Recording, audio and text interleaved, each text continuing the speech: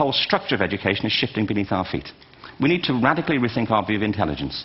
We know three things about intelligence. One, it's diverse. We think about the world in all the ways that we experience it. We think visually, we think in sound, we think kinesthetically, we think in abstract terms, we think in movement. Secondly, intelligence is dynamic.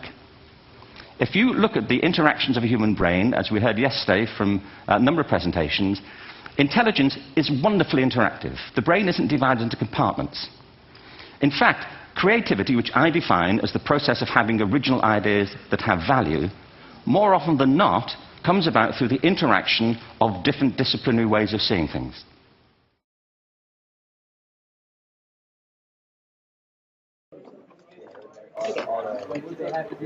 So basically, to understand the dynamic of Georgetown, you need to have read or seen the films of Harry Potter.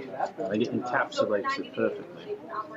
So at the start we have Gryffindor House, and all the heroes, Harry Potter himself, Hermione, Ron. Well, that's blatantly the college here at Georgetown. Here we are, the original ones, taking on the Jesuit pure personalis theme, the liberal arts education, learning all the different subjects, all the different skills that we need to be the heroes, basically. So that's what Gryffindor is the college. Nobody would disagree with that. So then we have next up is the SFS, the School of Foreign Service. Blatantly Slytherins, right, driven by this zeal for world domination and power, all the lust. People have gone on to do great things from there, like Bill Clinton and some other people. But they've got that drive, basically, to conquer. Then we got the NHS, Hufflepuffs. They're there, but you don't really know anybody who's in it. So, can you name a Harry Potter character who's in Hufflepuff? No, you can't. Do you know anybody in Georgetown who's in the NHS? No. So it's like that. But very kind, very caring people. Obviously, they're devoting their life to doctoring things. So got to put that into their sake. And this leaves MSB, the business school, as the Ravenclaws, the wise ones who are very crafty and skillful, and MSB uses that to get Wall Street jobs and become far richer than any of the rest of us will ever be. And you've got to be pretty clever to do that. So hands down to them for Ravenclaw wisdom. And that is Georgetown right there. It is the closest you can come to Hogwarts in the States. Goodbye. So there's the college kids, which are just like regular people, and I'm in the college, so I'm biased. There's the MSB kids that like no one ever sees because they're always in the Hariri building and they just don't fraternize with any of us. SFS kids are the really smart ones and the ones that get into debates about like current world issues and philosophy and like read Aristotle for fun and yeah, so they're the brainy, like, snooty kids, and then no one cares about NHS. Universities design the system in their image. If you think of it, the whole system of public education around the world is a protracted process of university entrance. And the consequence is that many highly talented, brilliant, creative people think they're not, because the thing they were good at school wasn't valued or was actually stigmatized. And I think we can't afford to go on that way. In the next 30 years, according to UNESCO, more people worldwide will be graduating through education than since the beginning of history. And the third thing about intelligence is it's distinct. I'm doing a new book at the moment called Epiphany, which is based on a series of interviews with people about how they discovered their talent. I'm fascinated by how people got to be there. It's really prompted by a conversation I had with a wonderful woman who most people have never heard of. She's called Gillian Lynn. Have you heard of her? Some have.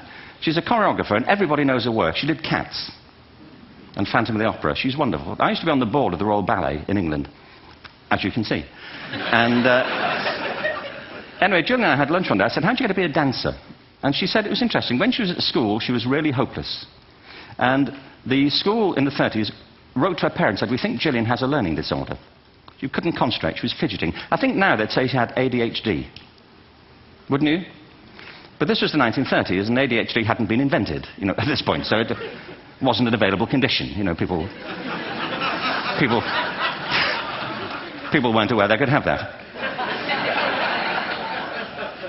Anyway, she went to see this specialist So this oak-panelled room, and she was there with her mother, and she was led and sat on this chair at the end, and she sat on her hands for 20 minutes while this man talked to her mother about all the problems Gillian was having at school.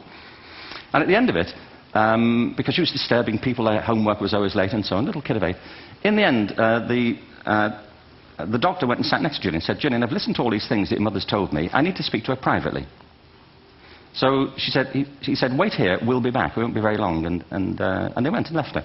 But as they went out the room, he turned on the radio that was sitting on his desk. And when they got out the room, he said to her mother, "Just stand and watch her."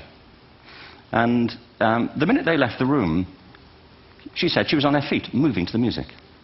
And they watched for a few minutes, and he turned to her mother, and he said, "You know, Mrs. Lynn, Gillian isn't sick. She's a dancer. Take her to a dance school." I said, "What happened?" He said, "She did. I can't tell you how wonderful it was. We walked in this room, and it was full of people like me. People who couldn't sit still. People who had to move to think. Who had to move to think. They did ballet, they did tap, they did jazz, they did modern, they did contemporary. She was eventually auditioned for the Royal Ballet School. She became a soloist. She had a wonderful career at the Royal Ballet. She eventually graduated from the Royal Ballet School, found her own company, the Gillian Dance Company, met Andrew Lloyd Webber. She's been responsible for some of the most successful musical theatre productions in history. She's given pleasure to millions, and she's a multi-millionaire. Somebody else might have put her on medication and told her to calm down. We have to be careful now that we use this gift wisely and that we avert some of the scenarios that we've talked about. And the only way we'll do it is by seeing our creative capacities for the richness they are and seeing our children for the hope that they are. And our task is to educate their whole being so they can face this future. By the way, we may not see this future, but they will. And our job is to help them make something of it. Thank you very much.